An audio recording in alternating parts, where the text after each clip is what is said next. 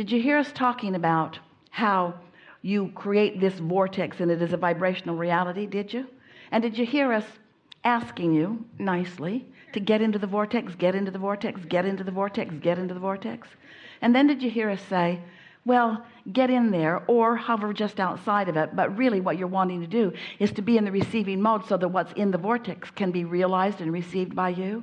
And now what you're hearing us say is what you're really wanting to do as these satisfying seeking people that you are, as these satisfying deserving people that you are, as these blessed people that you are, you're wanting to be ready, to be ready, to be ready, to be ready, to be ready, to be ready. And that's got to be enough for you, because it's all you can do. You can't be ready to be all the way over here any more than she can give birth today to this baby. You've got to be ready to be ready to be ready to be ready to be ready to be ready. And what we really want you to hear is that there is so much satisfaction in every part of it that you've been depriving yourselves of because you think you want to be ready to be over here all at once.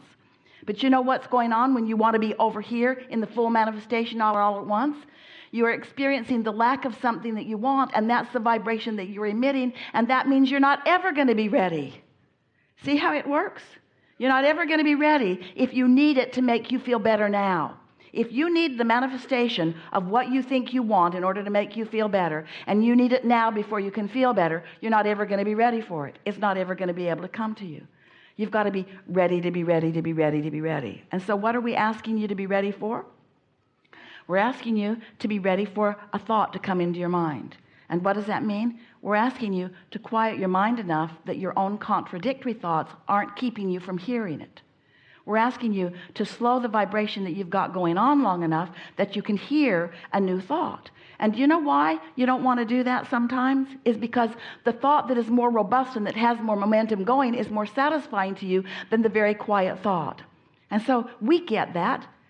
There's so much momentum in this thought than in this quiet thought. But if you will start with the quiet thought that is pure in nature, that holds no resistance, that is only about love and you,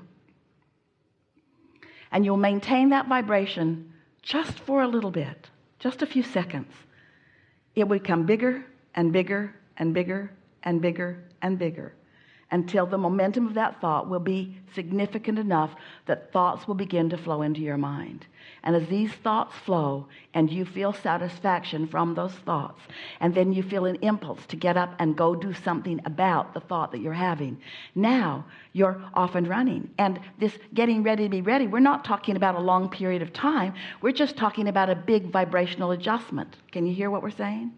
We're not talking about long periods of time. We're not talking about anything close to the gestation of a human baby. We're talking about really hours in some cases, a few days in some cases. It does not take a lot of time. But if you don't understand the process and you don't actually start at the beginning, so you don't actually allow that pure vibration to become stronger and stronger and stronger, and instead you keep introducing the resistant ones to it, then it never gains the momentum. It's always pulling against itself as time goes by. And that's what makes you think it takes a long time. It doesn't take a long time when the thought is pure. It just takes a long time when the thought is contradicted. Does that make sense to you? We've never had a better conversation